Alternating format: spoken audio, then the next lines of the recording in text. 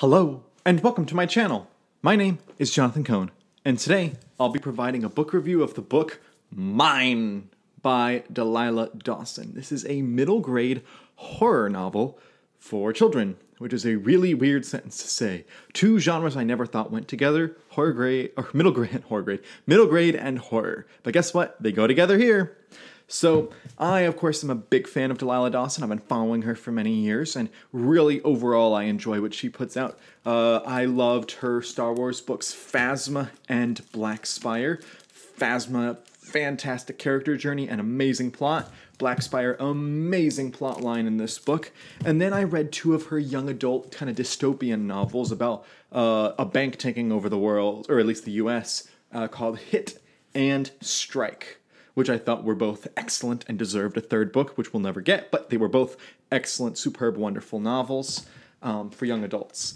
And then I read her novel recently, about a couple of weeks ago, called The Violence. And this is a horrifying horror thriller book about domestic violence and dealing with all the domestic violence stuff that people go through and putting a horror lens onto the situations, and women coming out and overcoming their domestic violence from men. And it was just a really well done book, even though I had problems with it. So as a whole, I enjoy what she did. There is one book that she wrote that I didn't particularly love, To Kill the Farm Boy. Didn't really like that one she did with Kevin Hearn, but that's okay, because I like her other ones. And then we have Mine, which is a middle grade book. So now she's done all the genres, media tie-in fiction and sci-fi. She's done fantasy, she's done comics, she's done adult novels, she's done young adult, and now she's doing middle grade.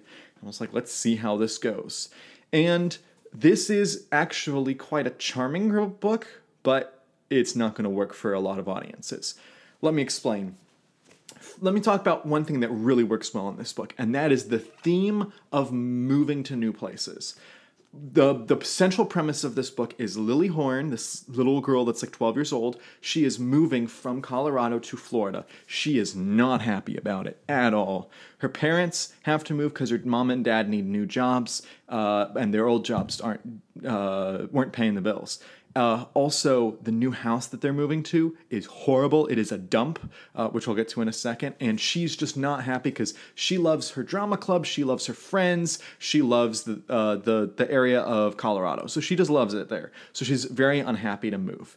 And as someone who has moved a lot in his own life, particularly as when I was a kid, I really empathize with the main character, because there is this feeling that when you're a kid and your parents make you move, there's this feeling generally that you don't, that they're not listening to you, that they're not taking your feelings into consideration. Yes, you have to move. Why do I have to move? This is where my friends are. This is where my school is. This is where I've always gone to school. There's that feeling there. And throughout this book, it feels like her parents never listen to her. And none of the adults really do. But this is a pretty small cast book. And so, but there is, as I mentioned, a horror element to it. And there's a ghost in their new house, which, will make any kid afraid of moving. But actually, I think that this is a good recommendation for kids that have either recently moved or will be moving in the near future, because once you've read the book in its totality, it should make you realize, one, your moving could not possibly be worse than this, so you probably will have it pretty good. And two, sometimes moving can be good for you. Whether it's emotionally, or it's good for you to get new friends, or whether it's good for your new job or new experiences, whatever, moving can be good. And so I think that this book would actually help kids in this age range. The book suggests ages 8 to 12. I would recommend, personally, ages 11 to like 13. That's more, I think, an accurate area. But it's more of, if your kid, there's some 8-year-olds who can absolutely handle this book, and some 15-year-olds that would have problems reading this book. So it's up to you if you're a parent and you're trying to decide whether to let your kid read this or not. For me, there's a couple of things that would keep me from letting a younger kid read it, even a teenager from reading it, and I'll get to those in a second. I mentioned how the house is gross. The whole book is just filled with grossness, and Delilah Dawson loves this in all of her books that I've read. Every Delilah Dawson book, she likes talking about the grime, the dirt, the detritus, the trash, the creepy crawly things, the gross liquidy stuff. All of that's in this house. Like, the whole first half of this book is them just cleaning everything up out of the house and trying to not step in sludge and stuff. And it's super gross. And I think a lot of this, that's what's going to connect with a lot of kids. Because as a teacher, I teach this age group of like 8 to 12-year-olds. And they quite like reading about, like, especially particularly the boys, like reading about sludge and gross stuff. And so I think that might relate to kids a little bit. But it was just, it just made me gross down. The grossness of the house, of the way it was left by the previous tenants, is more disturbing to me than the ghost in this story. Because it's just all the grossness, and she describes it, and it's just like, it never gets too bad that you'd like throw up by reading this book, but it's pretty gross. As again, I think the preteens will actually really enjoy this book because of that. You also have the horror element of this book, the elephant in the room, the ghost story.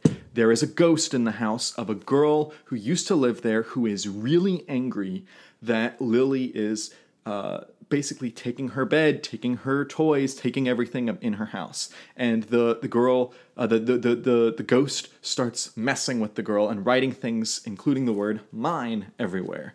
And they start communicating, and it starts really realizing how angry this ghost of a child is.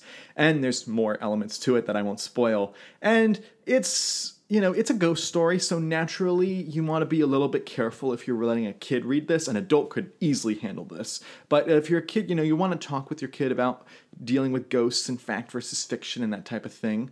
So as a whole, the ghost story in this, I think, is really well done. I think it's actually quite charming at the end. I think that the way it was handled was really proper. Like, if your kid can read, if you have a 10-year-old that can read Harry Potter, they probably could handle this, because I think there's even worse stuff in Harry Potter, and of course that's a much longer series.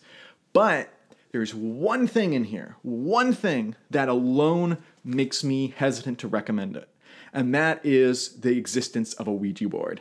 In this book, the main character comes across a Ouija board in her room that the previous tenants left. And in the next chapter, she and her friend use it. And it's just really for one chapter, and so it's like not like the whole book, but there is an existence of a Ouija board, and I'm not a fan of that. I do not, even if it's a fiction, I do not like reading about that Ouija boards. I'm okay you giving me ghosts. I'm okay you giving me weird, creepy monsters. Ouija board is like this element of real life and supernatural that I don't like the intersection of, and I don't like it when authors include that, even if you're trying to say it's a bad thing. I just don't like Ouija boards in any way, in any form or fashion. So that part I was not a fan of, and if if you're listening to this, as a parent whether your child could handle it or not, or if you're wanting to read it yourself, which, I'm an adult and I enjoyed the book, you can tell whether or not you can handle it or not. It's really tame. The stuff that happens with the Ouija board is pretty tame, but the existence of the Ouija board was frustrating to me. However, it's really quick, so really the whole book is still pretty. There's no real language in this book at all. There's no sexual elements. It is an actual kids book, which is surprising because so many modern kids books are inappropriate now. But this book actually is very appropriate. There's a lot of pop culture references to like Hamilton and to other musicals. Tuck Everlasting, like all these musicals, there's a ton of references to them. So you should, if you like pop culture, you'll smile at some of the references that they're able to make in this book.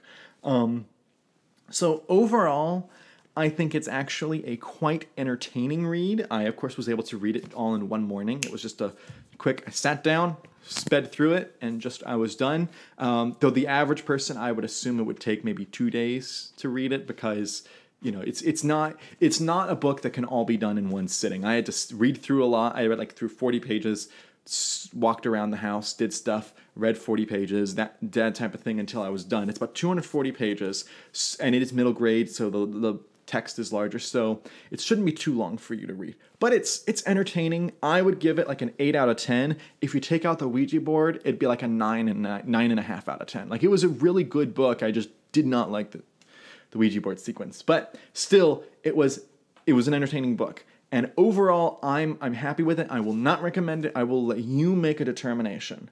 I want you, as if you're a parent or you as a reader, to say, I can handle this or my child can handle this.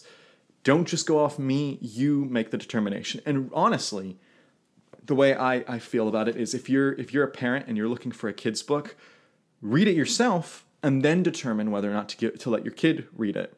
Now you run the risk, if you're buying books like me, you run the risk of buying a book that you don't want your kid to read, and now all of a sudden you have a book.